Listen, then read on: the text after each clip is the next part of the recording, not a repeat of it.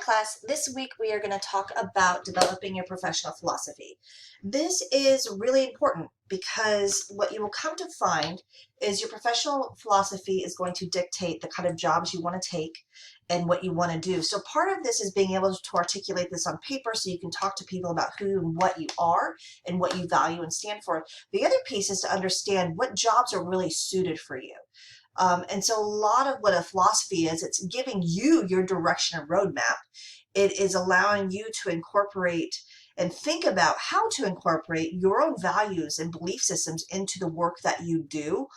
And that will really help you decide and look at how to have successful relationships and how to be successful in your future career. And it actually is really valuable to understand what it is exactly is important to you and what exactly is not important to you. And so one of the things that you're going to do is figure out what your goals are. Part of a philosophy also allows you to set that roadmap, like I said, and gives you a framework for how you are going to move forward in your life, how you are going to move forward professionally. And, like the slide says, brings congruency between who you are and what you are and how you intend to allow those two to marry.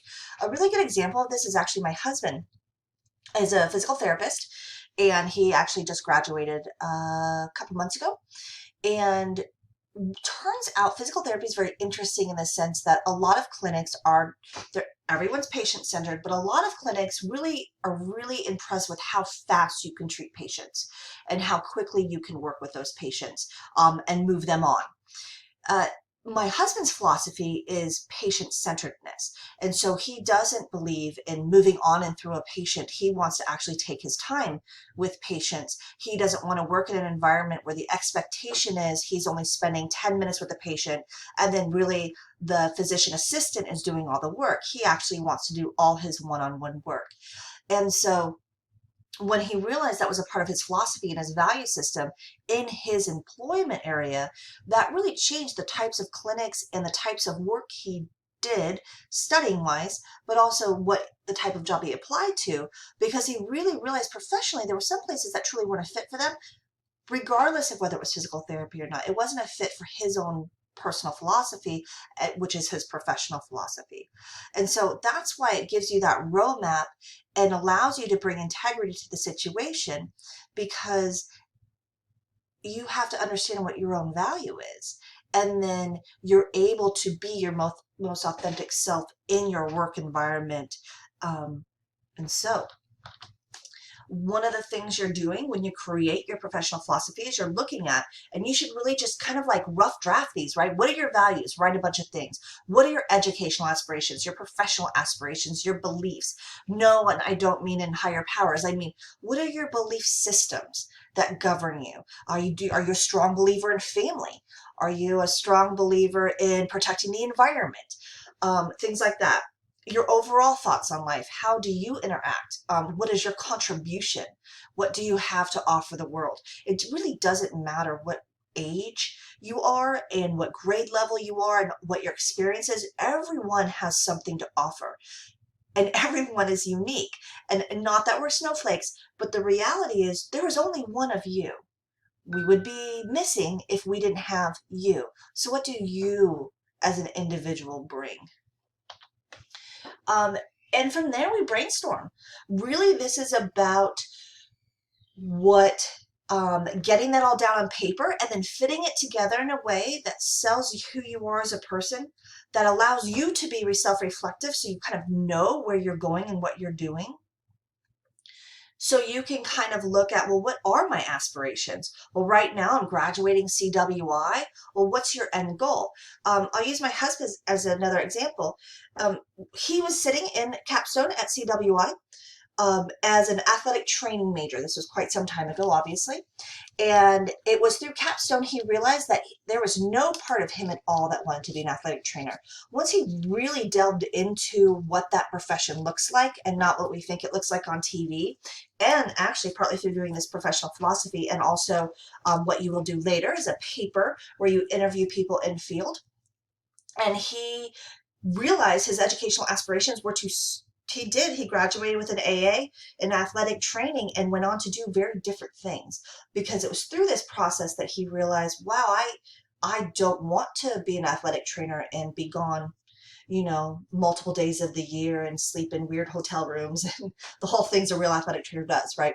So that's part of why this brainstorming is also so important, right? And really looking at what your educational aspirations are, and not like necessarily your dreams, but like what are your actual abilities? How will you actually move that road further? And so a lot of this is just begin crafting. So these are just some ideas on how you can craft. Really, I want you to take a look at your thoughts, take what's random, and then you're going to organize it into one paper. Your philosophy is only going to, these are kind of statements, and statements can kind of help move you through. Your philosophy is going to be about the length of one paper. You are going to spend time formulating, kind of rehashing. You're going to bring it together, and then this is what you're going to do. You're going to look at who you want to be and who you actually are. You're going to marry those things. You're going to put it together on a piece of paper. You are going to peer review it with one of your teammates, and then you are going to turn that into a living, breathing document. So this is going to be a part of your final project.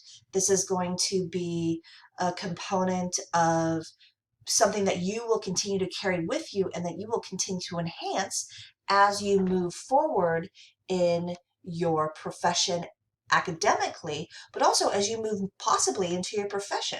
Some of you are going to be applying for professional programs, and this is your opportunity to make this extremely tight and right. But some of you are applying onto jobs. And again, this is also very important for that. So now let's talk about the actual assignment. So here you go. Here's the actual layout of this assignment. You have been put in teams. Most of you are in teams of 3. One of you are in a team of 4. You are going to write your professional philosophy, and you are going to exchange it with your other 2 teammates. You will then proofread, edit, make suggestions, correct. You will do everything you can to enhance your peers' philosophy, and you will turn it back into them. You will also turn those 2 into me, and so that's what this button is. So you will peer review 2 philosophies, and you will submit those right here by the due date. So you will turn them back into the peer at the same time as you submit them to me, and then you will submit your final philosophy. And so we're going to go through this hashing out process, and you're going to work with your peers. And that's really important too, because you might think you're communicating one thing, but there's a very good chance you might be communicating something else, or that you're missing something.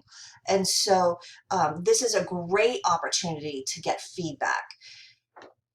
Because like I said, ultimately, you're saving yourself work. You will use these quite a bit as you're applying to programs and jobs. And so it's important to have, but it's also important to know, again, there's 2 things: how you present yourself to the outside world, and writing your own roadmap of how you want to move through the world. Both those are valuable. This type of lesson does both those things. I gave you an example of my own professional philosophy. I'm going to caveat that with saying this was when I applied a couple of years ago to become an associate professor. And so this is a geared philosophy. There are very specific things I needed to address. It's too long. You'll see this philosophy is 3 pages. Your philosophy should be about a page single-spaced, no longer than that. But it gives you some ideas. You can kind of see professional philosophy, because I was the department chair for a very long time. And so I had 2 philosophies really to incorporate. I had a teaching one for what I spent time with students, and I had a leadership kind of governing one. But I wanted to provide that for you as well. I also am giving you this. This is a student's philosophy, and they made a video. You're not going to do it this time within this assignment, but again, you're gearing towards this final portfolio. All the work that we're going to do in this class is all about building this final portfolio. And so I just wanted to give you an example of something I thought looked really cool that a student put together. in case you want to start thinking forward about how do you want to end up building your website in the end.